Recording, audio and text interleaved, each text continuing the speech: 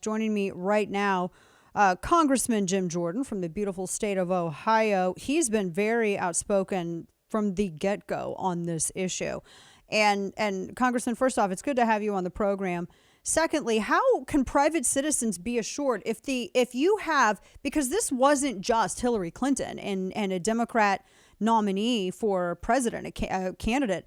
This was also the outgoing sitting president, because there's lots of reporting about how high up this had to go.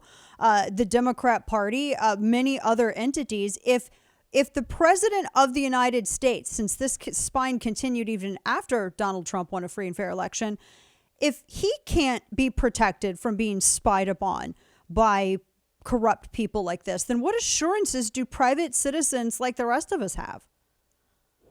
We don't have any. Look, if they can go after the president of the United States, I mean, what can they do to you and I? What can they do to the folks I get the privilege of representing in the 4th District of Ohio? So that is a concern.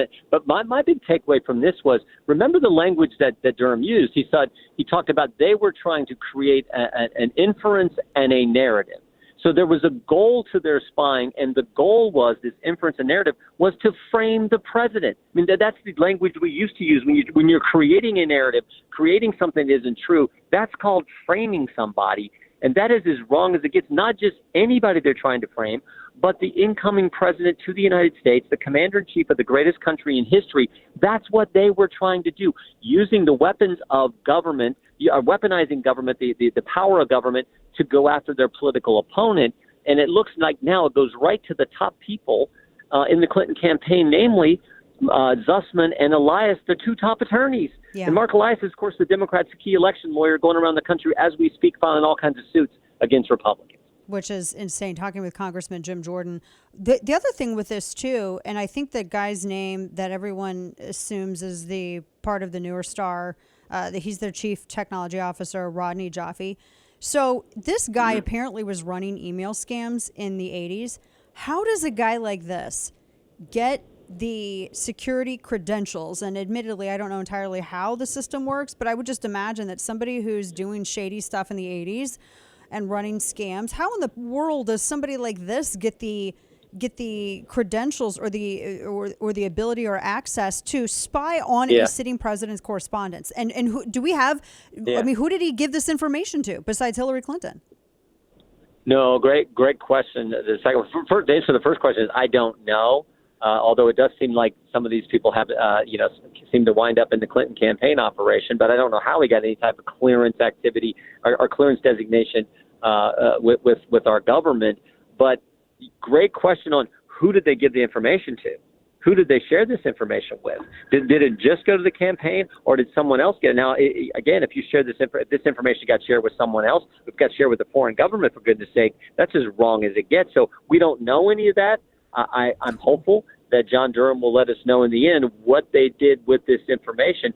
But the fact that it was part of an effort to frame the president and frame him on the issue of that somehow he was working with the Russians is I mean, just frightening that this is what they were attempting to do. Yeah. You wrote, Congressman, a piece for the Federalist to look back on Russia, Mueller, and the Flynn investigations, because this is what we were sold for.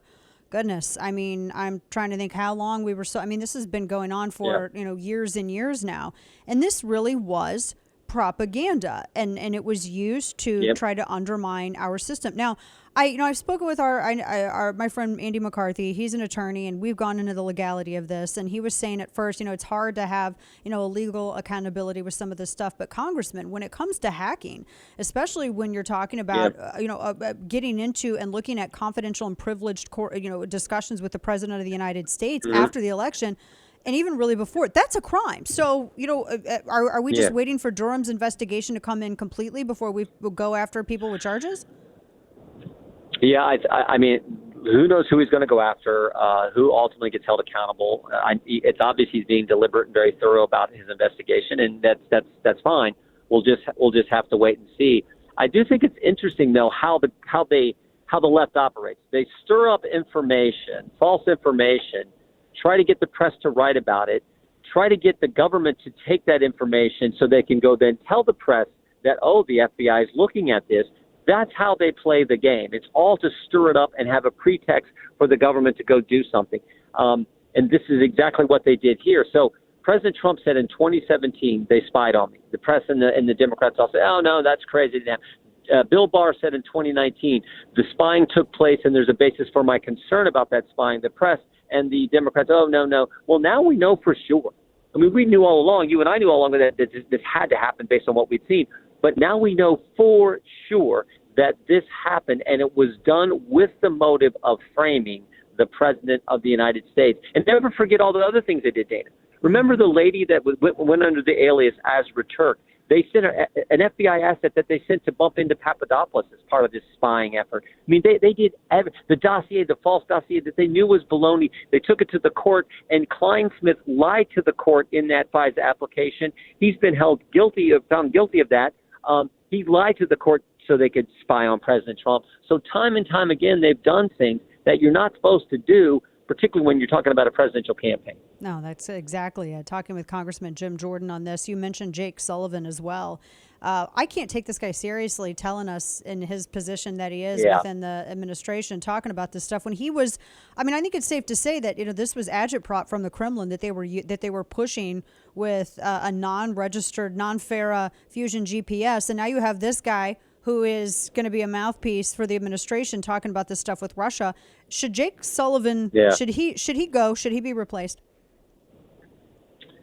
I mean, I never call in. I leave that up to that's up to the president and what he wants to do with his administration. All I know is I had a chance to be a part of a deposition of Jake Sullivan back during the Benghazi, the terrible things that happened with Benghazi when we did that investigation. We know that he was the guy who was helping call the shots when the Afghanistan exit. We know now that he was saying things that were just flat out false, repeating this line about the spying stuff and the Trump-Russia narrative a few years ago as well. So, look, I just think he's not effective.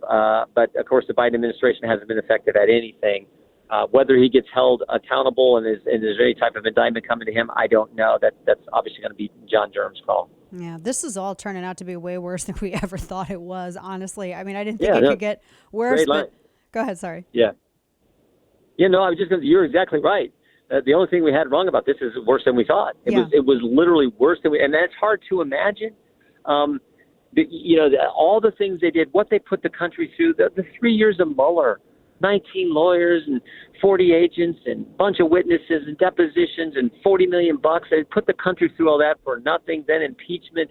I mean, everything that they did to the guy we elected president in 2016, who was the most effective president we've had in our lifetime, the things they did to him because he didn't go along with the swamp. It is so sad what they put the country through, and it was all based on a lie. Yeah, it definitely was. Congressman Jim Jordan, one last question for you, sir. And I want to be careful in how I ask this because I know how horrible and cretinous media can be.